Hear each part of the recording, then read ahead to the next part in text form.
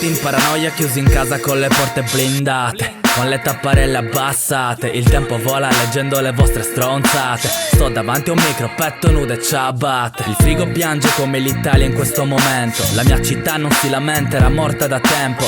L'ansia e l'angoscia girano come un sample. Fate come me, state a casa e date un buon esempio.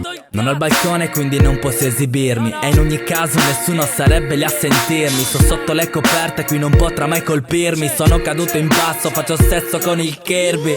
La situazione è diventata critica, per fortuna abbiamo gente inutile in politica. Potevano almeno evitare questo lavaggio del cervello che porta a psicosi, disturbo mentale. Pronto? Ciao, Ciao, chi sei? indovina.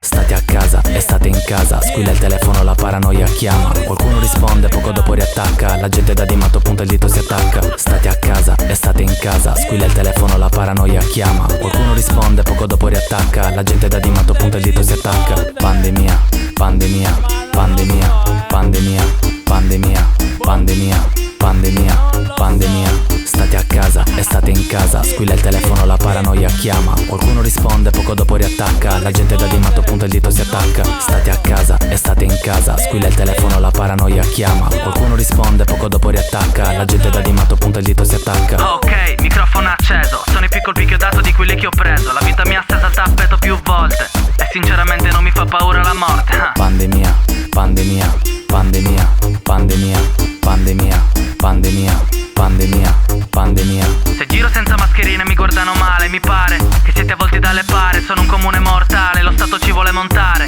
come un regalo di Natale.